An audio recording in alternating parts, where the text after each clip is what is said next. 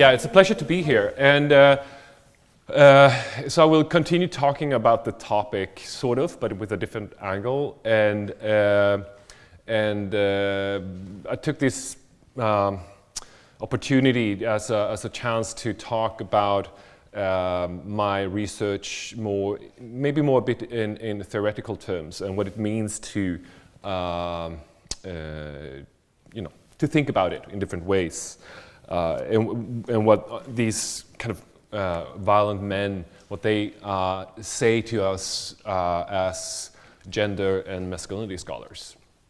So more in general, and since it's it's an anniversary conference, I'd like to start with looking back in time a bit. Backlash against feminism, as we all are sadly aware of, is sort of a recurrent phenomena. We have experienced several backlashes in the different Nordic countries during recent years. And today, actually this spring, I think, it's almost a decade ago since the last strong and public backlash against feminism happened in Sweden. There's always some backlashes, but I would say that was a rather strong one. And in times in Sweden when the feminist party, Feministiskt Initiativ, is growing stronger and more men and male politicians openly define themselves as feminists, and of course as gender equal as well, it is wise to remind ourselves of that today has something in common with the situation about 10 years ago. At that time, even the Swedish Prime Minister, Göran Persson, who was notorious for humiliating and dominating women in different ways, publicly called himself a feminist. And it may be appropriate to reflect a bit about what happened in Sweden a decade ago and what was at the heart of the backlash. Perhaps the most important event that happened and sort of created a wave of criticism against feminists in general and the women's shelter movement in particular was a documentary called Könskriget, or the Gender War in English, that was broadcasted in Swedish television in May 2005. And in this, the journalist Evin Rubar accused Swedish women shelters, particularly those connected to ROX, which is one of the two women's shelter movements, organizations, and the one that's more radical feminist. She accused them for being sect-like and basing their work on a non-scientific theory, that is, on radical feminist theory on gender power, könsmaktsteori.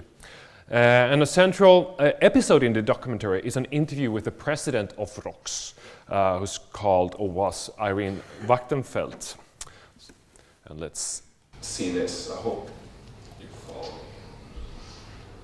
All right. Jag tycker det är okej att ni hyllar en bok som säger att manlighet är en bristsjukdom och att mannen är en biologisk olycka. Fast jag vill inte kommentera det här är ju en insändare i tidningen. Jag vill inte gå ut och kommentera och prata för hela rörelsen och sen stå under. Förstår du? Men i er tidning så hyllar ni det här manifestet som säger att att män är djur och maskiner och världen vill oss. Ja. Står du för det? Ja, det står jag för. Män är djur. Män är djur. Tycker inte du? Tycker inte du det? Right. So men are animals.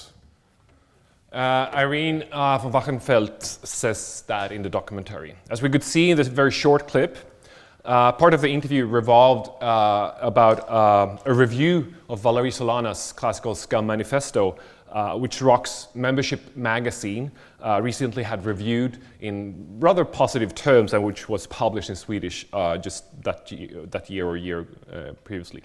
So in the manifesto, as you may recall, Solana writes that, I'm quoting, "To call a man an animal is to flatter him. He's a machine, a walking dildo." And in the documentary, this statement is attributed to the president of ROX. Rubar asks von Wachtenfeld, "Do you think men are animals?" And she says, "Of course not. Men are no animals," she says first. We don't see it here. she replies. But after asking the same question over and over again, and I have some inside information that I know that they were sitting in the middle of the night for hours with this interview at the offices. So after asking the question over and over again, ROK's president eventually says that Rubar what she wants to hear, that yeah, men are animals. Don't you think that? Don't you think that as well? And later she says, you know, sometimes men are animals or can be animals. So while Solanas in fact wrote that men are not animals, since she argues that it would be to flatter him to call him an animal, and von Wachenfeld says that men are only animals sometimes, what got stuck in the public debate that followed was that feminists in general and ROKs in particular think that all men are animals. So men are animals. What does that performative act what's the performative act of that statement? What does it do? I would say, you know, we could discuss this clip forever because it enacts so many things, but I would argue that above all, it portrays feminists, particularly feminists that combat violence against women, as seeing men, all men, as bestial and savage individuals that only follow their instincts. Feminists are attributed to the notion that all men are brute and monstrous, that they are machines, they're walking dildos. And to consider all men to be animals, according to the filmmaker, is the logical endpoint of feminism, in particular of radical feminism. It is the consequence of seeing all men as potential perpetrators. But the statement does, however, do something more than just presenting a distorted view of radical feminism. It also presents an implicit counterpart in this narrative, a position that the filmmaker, Even Rubar, appears to inhabit or place herself in, a position that is expected to be shared by the audience, like the normal people out there watching the TV. And which says, and that position basically says that men are not animals, they are not potential perpetrators. Instead, the position portrays violence as exercised by individual pathological perpetrators or by evil men. And these men are either to be pitied if they are pathological, they're sick, or they are monsters, and we should, you know, do whatever with them.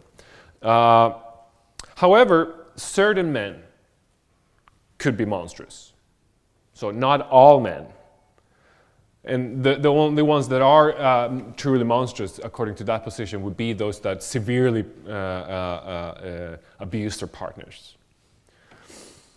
So we have two sort of positions, you know, one kind of caricature version of radical feminism, and then a sort of like the proper way of understanding what this is about.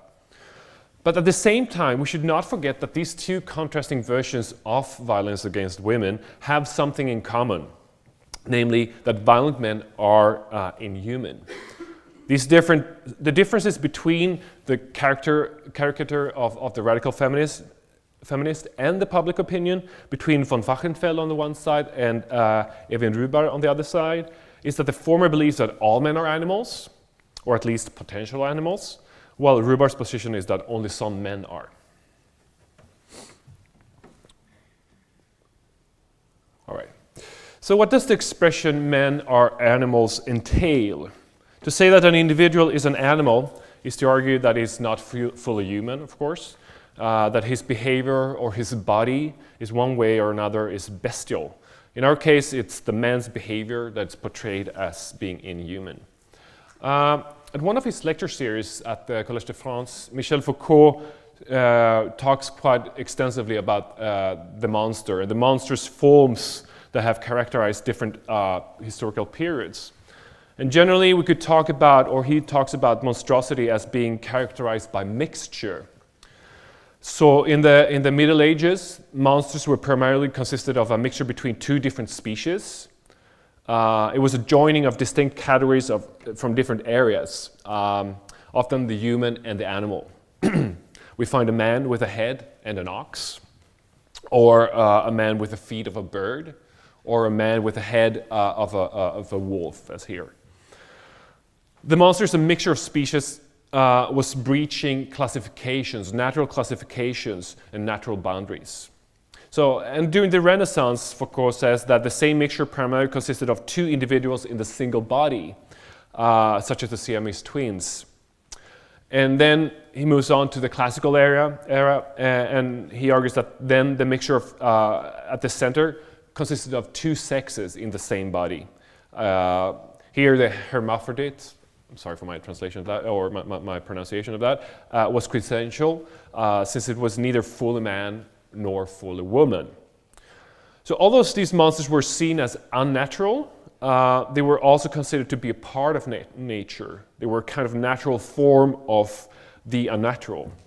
So monsters erase the boundaries between different species, between human and non-human, between bodies, between sexes, since they could not be classified, and that was what made them monstrous.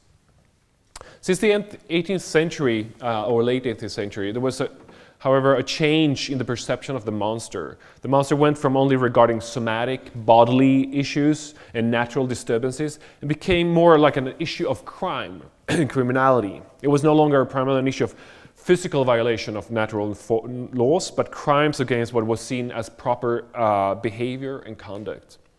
So with this, we have a monstrous behavior and a monstrous criminal emerging. This new monster was a moral monster. In contrast to previous monsters, which regarded a mixture between bodies or species, the moral monster primarily concerned crime and the criminal's psychology, or his soul. So the monsters went from being primarily written on the body to be written on the soul, says Foucault.